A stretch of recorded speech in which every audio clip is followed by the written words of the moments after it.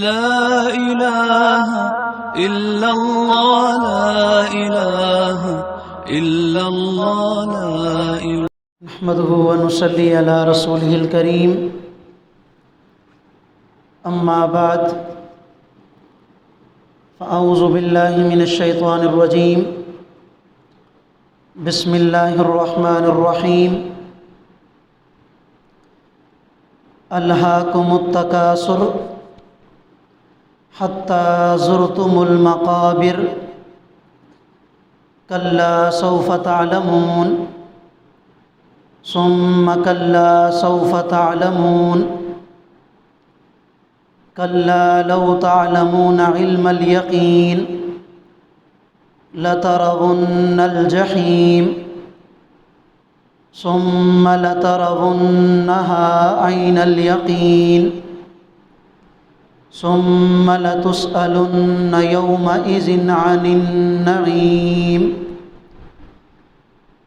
سبحان ربك رب العزة عما يصفون وسلام على المرسلين والحمد لله رب العالمين. اللهم صل على سيدنا ومولانا محمد وعلى آل سيدنا ومولانا محمد وبارك وسلم. میرے انتہائی واجب الاحترام مسلمان بھائیوں، دوستوں، بزرگوں، قرآن کریم کی یہ چھوٹی سی سورت آپ حضرات کے سامنے تلاوت کی ہے. اس مبارک سورت میں اللہ رب العالمین کی طرف سے تمام انسانوں کو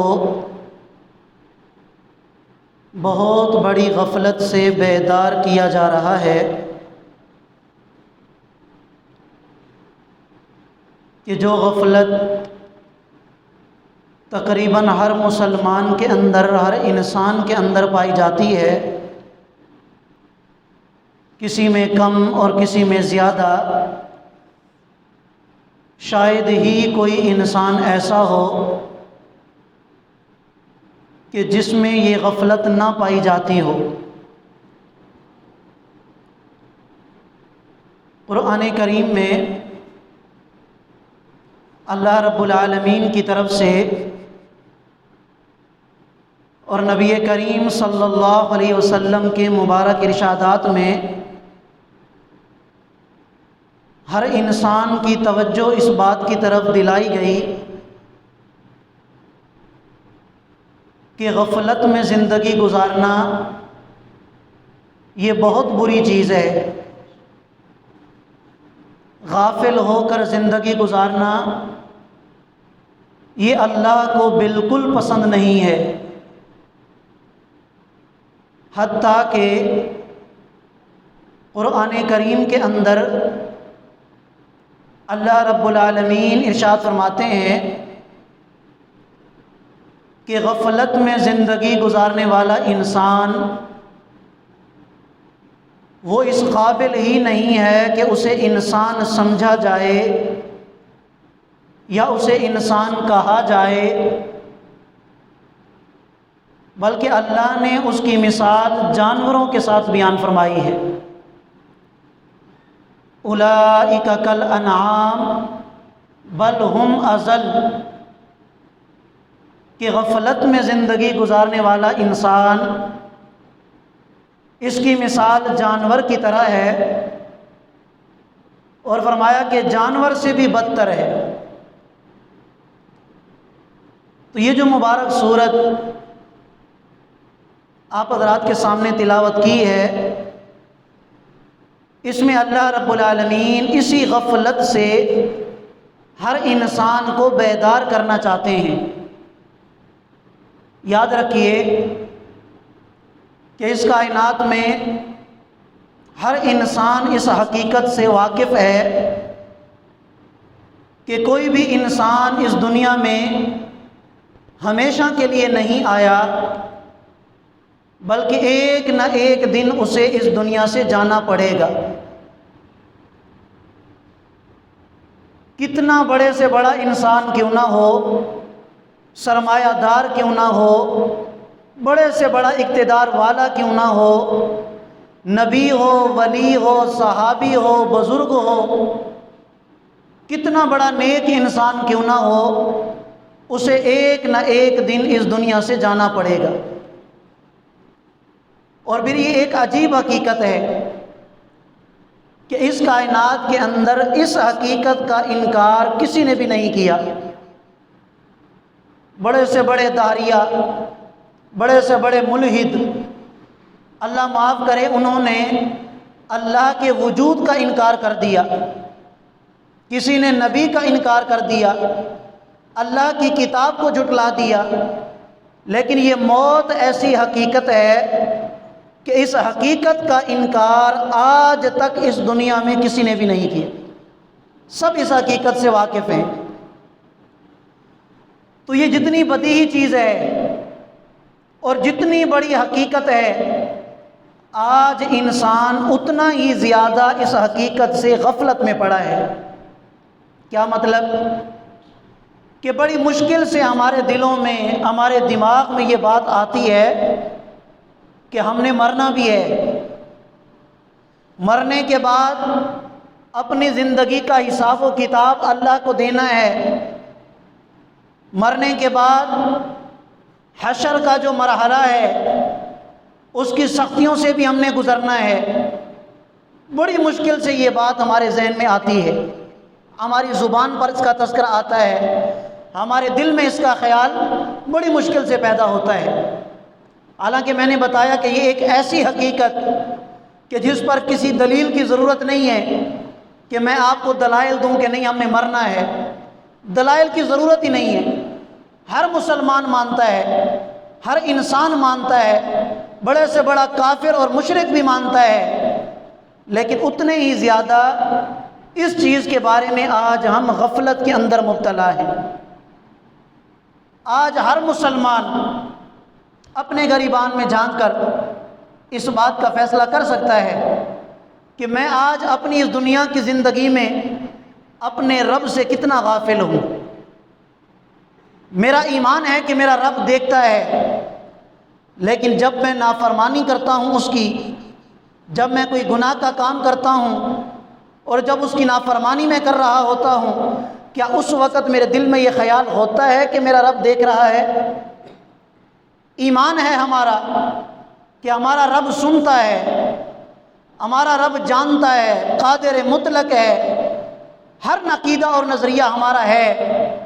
لیکن جس وقت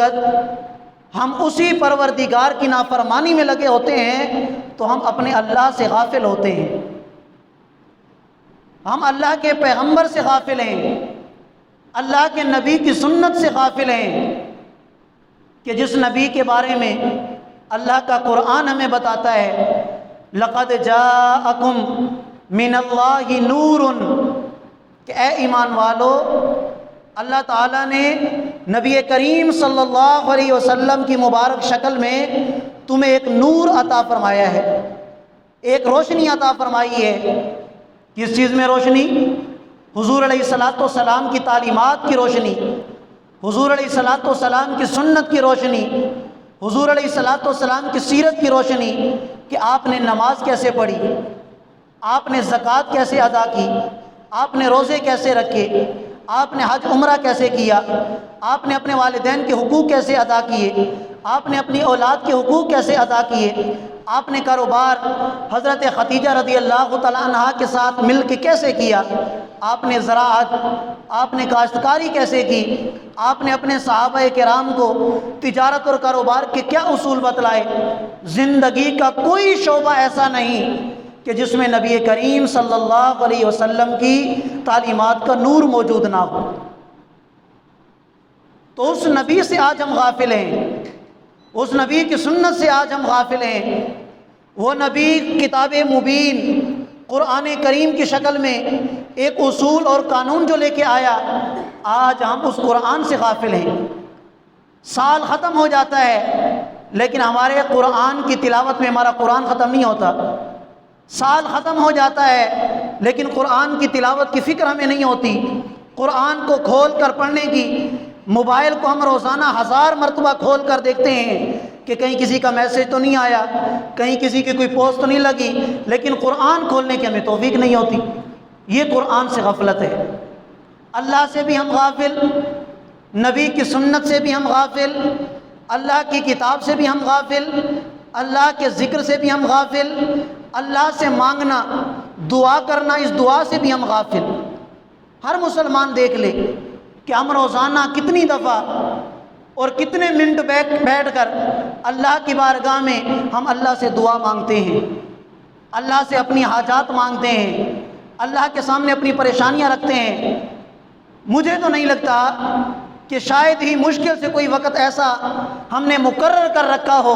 کہ اس وقت میں اللہ کی بارگاہ میں یکسو ہو کر اللہ سے مانگوں گا، کوئی وقت نہیں۔ حتیٰ کہ اللہ کے نبی نے ارشاد فرمایا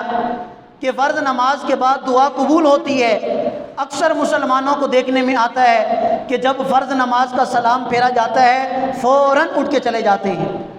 فوراً اٹھ کے چلے جاتے ہیں۔ اب فرض نماز کے بعد جسے دعا کی توفیق نہ ملے تو کیا خیال ہے وہ علیحدہ سے آ کر نفل پڑھے گا، اس کے بعد دعا مانگے گا؟ کہ جب وہ آ گیا مسجد میں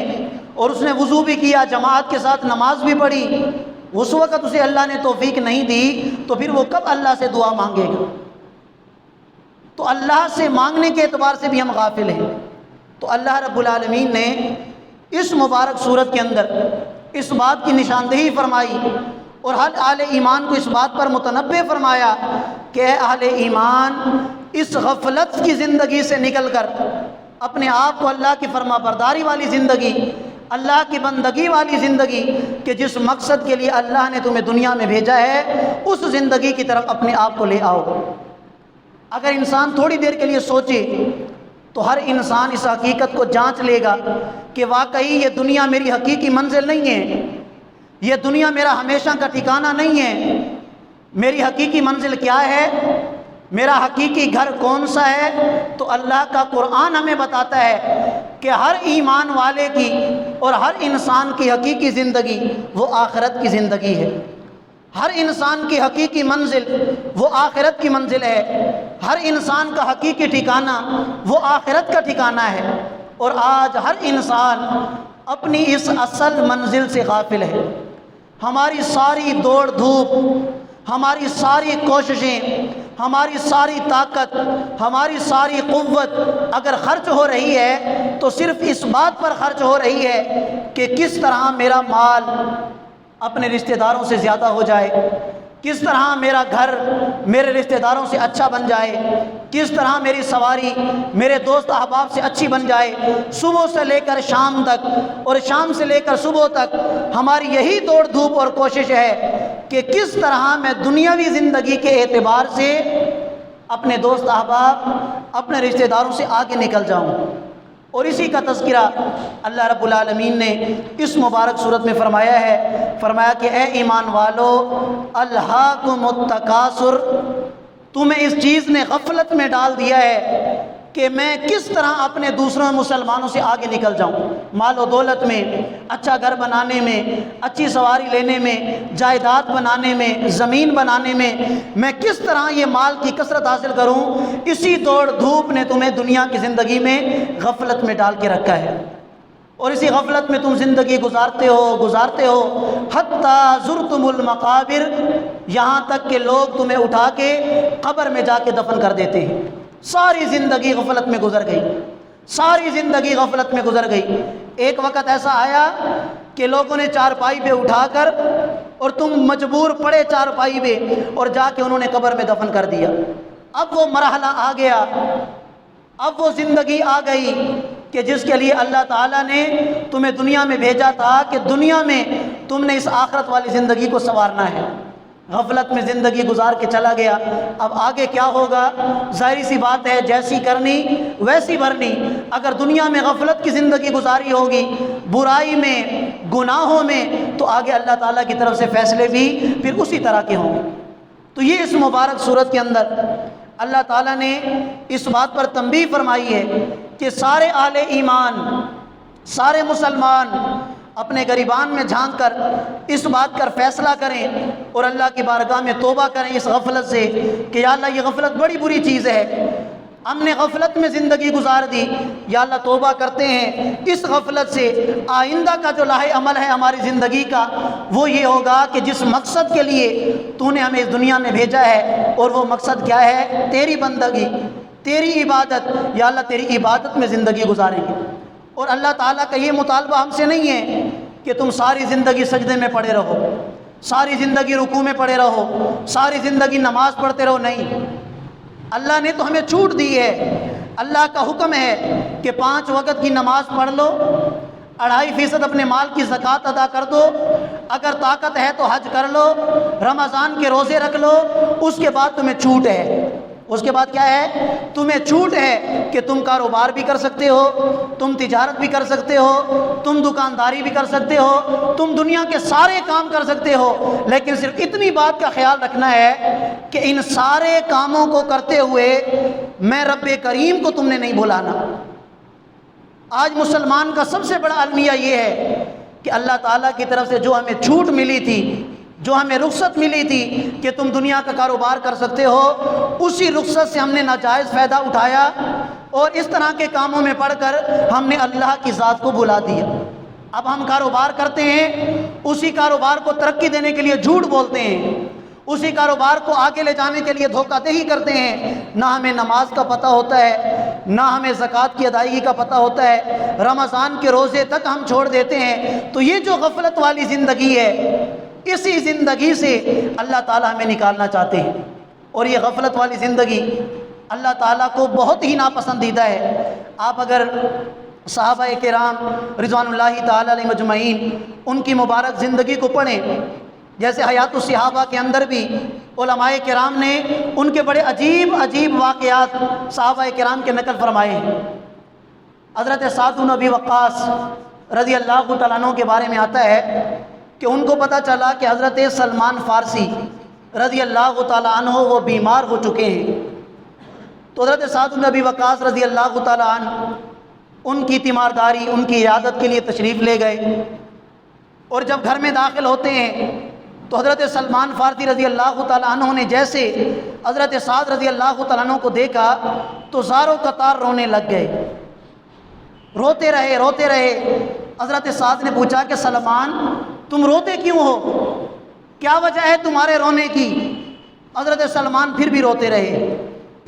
رہے، فرمایا کہ کوئی وجہ تو بتا دو، تمہارا تو اللہ تعالیٰ کے ہاں بہت بڑا مقام ہے، اللہ کے نبی نے تمہاری بہت بڑی شان، تمہارا بہت بڑا مقام اور مرتبہ بیان فرمایا ہے۔ اللہ کے نبی نے ارشاد فرمایا کہ ہر مسلمان کی یہ تمنا ہے اور ہر مسلمان کا یہ شوق ہے کہ میں جنت کے اندر داخل ہو جاؤں، اور جنت کا یہ شوق ہے کہ سلمان میرے اندر داخل ہو جائے۔ ہر مسلمان کی یہ تمنا ہے اور یہ شوق ہے کہ میں جنت میں داخل ہو جاؤں، جنت کا یہ شوق ہے کہ حضرت مقداد میرے اندر داخل ہو جائیں، حضرت علی المرتضیٰ میرے اندر داخل ہو جائیں، حضرت سلمان میرے اندر داخل ہو جائیں۔ تو اے سلمان تو روتا کیوں ہے؟ جنت کو یہ شوق ہے کہ سلمان میرے اندر داخل ہو، تو پھر رونے کی کیا وجہ ہے؟ حضرت سلمان فارسی رضی اللہ تعالیٰ عنہ ارشاد فرماتے ہیں کہ میں روتا اس لیے ہوں کہ میں نے جو وعدہ اپنے نبی سے کیا تھا میں اس وعدے کو پورا نہ کر سکا۔ کون سا وعدہ؟ تو حضرت سلمان کہنے لگے کہ اللہ کے نبی جب اس دنیا سے جانے لگے تو اللہ کے نبی نے مجھ سے وعدہ لیا تھا کہ اے سلمان دنیا کی زندگی مسافروں کی طرح تم نے گزارنی ہے، اور میں نے تو دنیا کی زندگی میں مال و دولت اکٹھا کیا، مال جمع کیا، میں نے تو مسافروں کی طرح زندگی نہیں گزاری۔ حضرت سعد نے پوچھا کہ تمہارا مال و دولت کہاں ہے، کتنا مال و دولت ہے؟ حضرت سلمان نے فرمایا کہ میرے کمرے کے اندر چکر لگاؤ تو تمہیں وہ مال و دولت نظر آ جائے گا۔ حضرت سعد نے چکر لگایا تو پورے کمرے کے اندر 2 تکیے، 2 پانی کے پیالے اور ایک ٹوٹی ہوئی چٹائی ملی۔ حضرت سعد کہنے لگے یہ بھی کوئی مال و دولت ہے؟ تو حضرت سلمان جواب دینے لگے کہ اگر کوئی اور مسلمان یا کوئی اور انسان اپنے پاس 2 تکیے رکھتا تو بات الگ تھی، 2 پانی کے پیالے رکھتا تو بات الگ تھی، میں تو محمد عربی کا سچا غلام تھا، مجھے یہ بات زیب نہیں دیتی کہ اگر 1 تکیے سے گزارا چل سکتا تھا تو میں نے 2 تکیے کیوں رکھے، 1 پانی کے پیالے سے گزارا چل سکتا تھا تو میں نے 2 پانی کے پیالے کیوں رکھے۔ اللہ کے نبی نے مجھ سے جو وعدہ لیا تھا کہ مسافروں کی طرح زندگی گزارنی ہے، میں وہ زندگی نہ گزار سکتا، اور میں پریشان ہوں کہ کل کو اللہ کے نبی کو کیا منہ دکھاؤں گا، کیا جواب دوں گا۔ حضرت سعد رضی اللہ تعالیٰ عنہ کہنے لگے کہ سلمان، اصل میں بات یہ ہے کہ تم غفلت میں زندگی نہیں گزارنا چاہتے، وگرنہ آج تو لوگوں کا یہ حال ہے کہ ساری زندگی حرام کھاتے رہتے ہیں، ساری زندگی حرام کھا کھا کر ان کا پیٹ نہیں بھرتا، اور 2 تکیے رکھنے پر، 2 پانی کے پیالے رکھنے پر تو روتا ہے۔ یہ تو کوئی مال و دولت نہیں، اصل بات یہ ہے کہ تو غفلت میں زندگی نہیں گزارنا چاہتا۔ حضرت عبد الرحمن بن عوف رضی اللہ تعالیٰ عنہ، ہر مسلمان جانتا ہے کتنے بڑے صحابی، 10 مبشرہ میں ان کا ذکر آتا ہے، روایات میں آتا ہے کہ تمام صحابہ کرام میں امیر ترین صحابی حضرت عبد الرحمن بن عوف تھے۔ جب ان کی وفات ہوئی 80 ہزار دینار ایک ایک بیوی کے حصے میں آئے، 4 بیویاں تھیں ان کی۔ ان کے بارے میں آتا ہے کہ جب نبی علیہ السلام کی وفات ہوئی تو حضرت عائشہ رضی اللہ تعالیٰ عنہ اور حضرت ام سلمہ رضی اللہ تعالیٰ عنہ ان کے دروازے پہ جا کر روتے رہتے۔ ایک دن حضرت عائشہ نے پوچھا کہ عبد الرحمن کیوں روتے ہو، رونے کی کیا وجہ ہے؟ حضرت ام سلمہ نے پوچھا کہ تمہارے رونے کی کیا وجہ ہے؟ تو حضرت عبد الرحمن بن عوف رضی اللہ تعالیٰ عنہ نے جواب دیا کہ میرے رونے کی وجہ یہ ہے کہ اللہ کے نبی نے ہمیں اس بات کی ترغیب دی، اللہ کا قرآن ہمیں اس بات کی ترغیب دیتا ہے کہ تم دنیا میں مال کمانے نہیں آئے،